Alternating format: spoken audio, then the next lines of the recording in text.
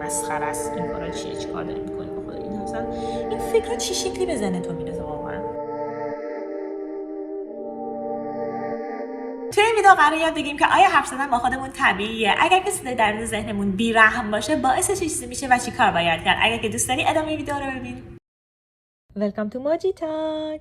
وقتی آلارمتون زنگ زنه با خودتون فکر می‌کنین که چرا انقدر زود گذاشتمش. وقتی سریع از خونه بیرون میرین یه دفعه با خودتون یادتون میاد که کلیدو جا گذاشتم. شروع می‌کنین سر خودتون غرغر زدن که حواست کجاست، چیکار داری می‌کنی. یک دفعه متوجه میشین که همسایه‌تون بغل دستتون وایساده و شرمگین میشین. اگه بقیه ببینن که دارین با خودتون حرف میزنین یه حس خجالت آوری به آدم دست میده. حتی ممکنه که این انگو به شما بچسبونن که شما ثبات ذهنی ندارین. اما دهه‌ها تحقیقات در حوزه روانشناسی نشون میده که حرف زدن با خودمون کاملا طبیعیه. خیلی از ماها در طول شبانه روز با خودمون حرف میزنیم، بعضیا بلند حرف میزنن، بعضیا درونشون دارن با خودشون صحبت میکنن و همه ما به نوعی درگیر خودگفتاری هستیم. اما آنچه که مهمه اینه که ما چرا با خودمون حرف میزنیم و چی داریم به خودمون میگیم. خودگفتاری به روایت درون سر شما اشاره داره که بهش میگن صحبت درونی که با به یاد آوری اشکال و یه سری تصاویری در ذهنمون کاملا متفاوته.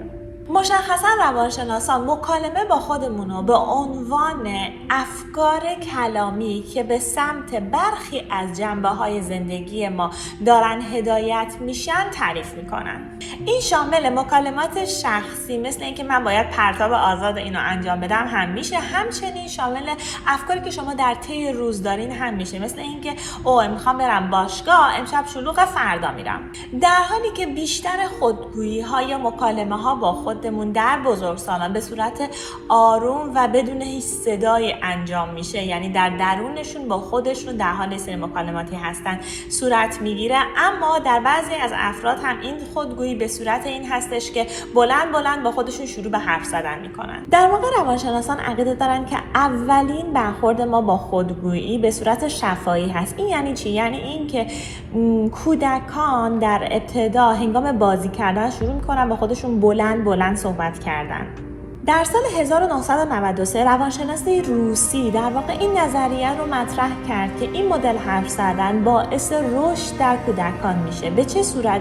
به این صورت که کودکان با تکرار مکالماتی که با بزرگسالان دارن با خودشون تمرین مدیریت رفتار و احساساتشون رو به تنهایی انجام میدن و همینطور که زمان میگذره این خودگویی یا سفتار تمایل به درونی شدن پیدا میکنه و کم کم بزرگسالان این خودگویی رو در بزرگسالی فقط در درون خودشون با خودشون دارن و این به یک گفتگوی درونی خصوصی تبدیل میشه. و این گفتگوی درونی مهمه چون در برنامه ریزی مواقع دشوار و همچنین انجام کارهای روزانه و انگیزه دهی به شما کمک میکنه. اما مطالعه در مورد خودگفتاری میتونه بسیار سخت و چالش برانگیز باشه، به خاطر اینکه این یک کاری هستش که خودجوش انجام میشه و شما درونن و بدون آگاهی و کنترل شروع میکنین با خودتون به حرف زدن، حتی ممکنه متوجهش هم نباشین. به همین خاطره که دانشمندان دارن کارهایی رو میکنن که متوجه بشن که چرا بعضی از آدم‌ها بیشتر از بقیه با خودشون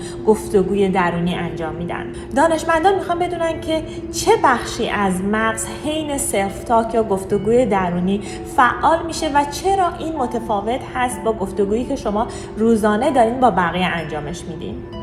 چیزی که ما میدونیم اینه که آنچه که شما در گفتگوی درونی با خودتون انجام میدین میتونه عملکرد مستقیم روی رفتار و اعمال شما داشته باشه. ثابت شده که انجام سلف تاک یا گفتگوی درونی دستورالعمل طوری باعث افزایش تمرکز و عزت نفس میشه. یعنی شما اگه برای انجام کارهاتون به خودتون میگین که این کارو بکن، اون کارو نکن، اول بعد این کارو بکنی، بعد این کارو بکنی، این باعث میشه که شما بتونین با تمرکز بیشتری کارها رو جلو ببرید، باعث انگیزه دهی به شما میشه و همچنین عزت نفستون هم در انجام کارها بیشتر میشه. به طور مثال یه مطالعه در مورد بازیکنان تنیس دانشگاهی انجام شده که متوجه شدن که وقتی که بازیکن شروع میکنه با خودش به حرف زدن که وقتی توپ اینوری میاد تو این کارو بکن، وقتی از اون سمت میاد اینجوری جواب بده، اون وقت عملکرد بهتری رو از خودش نشون داده.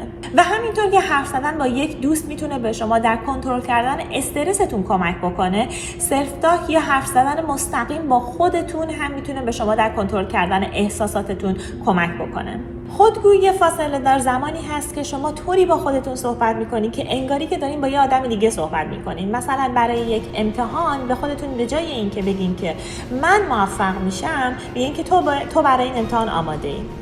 و یک مطالعه نشون داده که این مدل از صحبت برای کاهش استرس شما، برای کارهایی که بسیار اضطراب آور هستن، خیلی مفید و کمک کننده خواهد بود. مثل وقتی که شما میخواین یه سری افراد جدید رو ملاقات بکنید یا میخواین که سخنرانی داشته باشید. در حالی که خودگویی مثبت میتونه بسیار مفید باشه، خودگویی منفی میتونه به شما آسیب برسونه. خیلی از افراد در صحبت درونی که با خودشون دارن از خودشون انتقاد میکنن که خب یه مقداری اوکی و معموله، ولی اگر این زیاد و بیش از حد تکرار بشه میتونه آسیب زننده و مضر باشه. در واقع این نشون دهنده سطح بالای اضطراب هست. کودکان و بزرگسالان وقتی بیش از اندازه خودشون رو سرزنش میکنن و از خودشون انتقاد میکنن، این نشان دهنده سطح بالای اضطراب در اونهاست که باعث میشه این افراد تمایل بیشتری به تجربه افسردگی داشته باشن.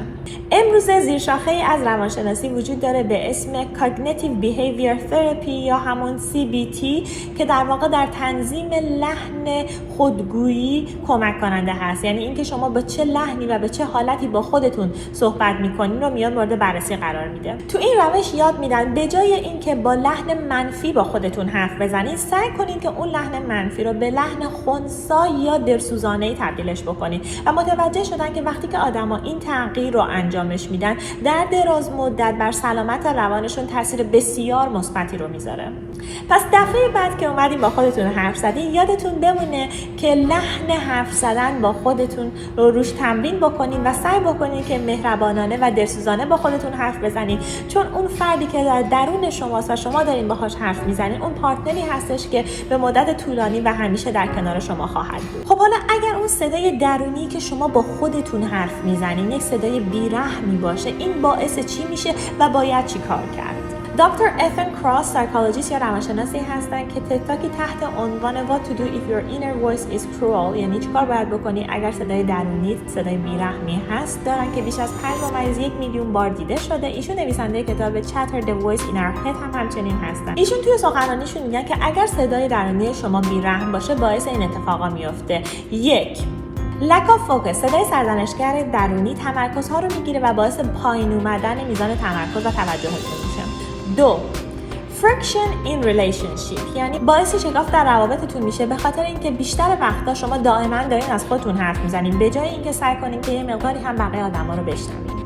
3.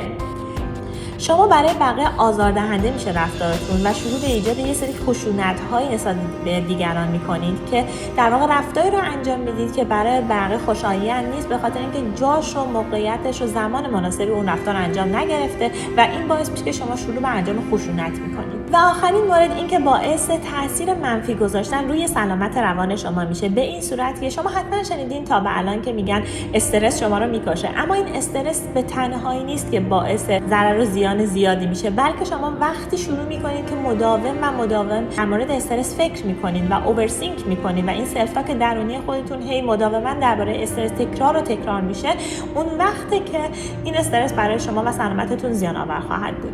حالا در مقابله با این صدای درونی ظالم چی کار باید بکنید؟ ریچوال یا آیین و مراسم داشتن. این یعنی چی؟ یعنی هنگام مواجهه با صدای درونی ظالم خودتون برای کارهاتون سلسله مراتب و ترتیب داشته باشین. یعنی که بدونین که اوکی، من اول میخوام این کارو انجام بدم، بعد این کارو انجام بدم، بعدش میخوام اینجوری بکنم، بعدش میخوام اون کارو انجام بدم.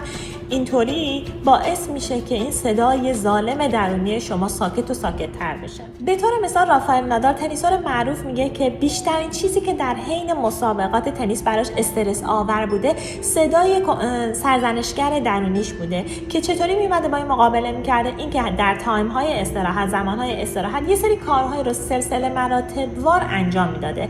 اول میرفته بطریشو برمی‌داشته، بعد حوله‌شو برمی‌داشته، بعد با چوبش بازی میکرد و همینا رو هی مداوما تکرار میکرده. این باعث شده که اون صدای سرزنشگر درونیش آرام‌تر و آرامتر بشه و بتونه تحت کنترل بیشتر رافائل نادال قرار بگیره. این بود ویدیو امروزمون. مرسی از اینکه ویدیو امروز رو نگاه کردی. حالا شما به من بگین که این صدای سرزنشگر درونی برای شما چطوریه؟ آیا بیشتر وقتا خودتون رو سرزنش میکنید؟ آیا با خودتون مثبت صحبت میکنید یا خودتون رو تحسین میکنید؟ خیلی خوشحال میشم که اگر نقدی نظری دارین برام توی کامنت ها بنویسید و ممنون میشم که دکمه سابسکرایب رو بزنید و تا ویدیو بعدی خدافظ.